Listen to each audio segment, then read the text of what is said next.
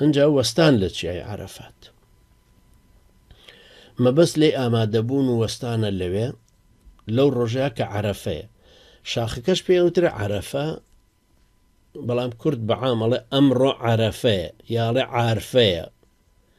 شاخەکەش هەر ناوی عەرەفەیە بەڵام کورد بەویانەڵێ عەرەفات کەوتت عەرەفات خەڵکە زانێ یعنی چیای عەرەفات چێوی عەرەفات شاخی عەرەفات کەوتت عارفە یعنی خەڵک وازانی هی ڕۆژەکەی کەوابوو وەستان لە چیای عەرەفات مەبەست لێی ئامادەبوون و وەستانە لەوێ لەو ڕۆژەیە کە عارفەیە با بۆ ماوەیەکی کەمیش بێ ڕوکنە یعنی هەر ئەبێ لەوێ بوو ئەستێ چونکە ئەجینا بەتاڵە بێت مەرجی ئەمەی عەرەفاتی وەستانەکە یەکەم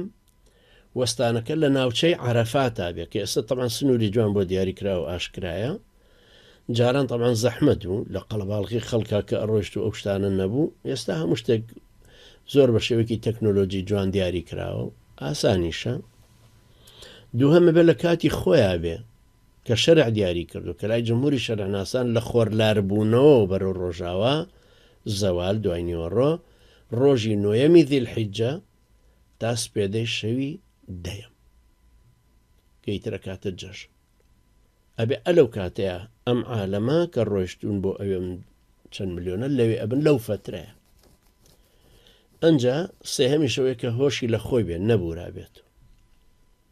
چکە لە گەرمی ئەوێ و لە قەڵواڵغی ئەوێ و ئەنجا سبحانە الواحد الأحد قەدەری خوای گەورە ژوایە ساڵ 12 مانگ هەواکەی وای لێ نایە خەڵک بە ئیحرامەوە دوای سەرمای ببێ یعنی پێویست ناکە تۆ قەمسەڵەیەکت پێوێ ساڵهای ساڵە خەڵک کە ئەچێ بۆ حەج جێوی حەج وایە ئەو مەسافەی ئەو شوێنانە ئەو خێمانەی کە بۆی کراوە خەڵک گەرمایە بێ سەرمای نابێت پاشان مانەوە لە مزدەلیفە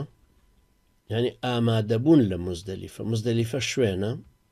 لە شەوی دەیەمی ذیلحیجەوە تا دوای نیوەشەوەکەی هەر لەوێ مێنێتەوە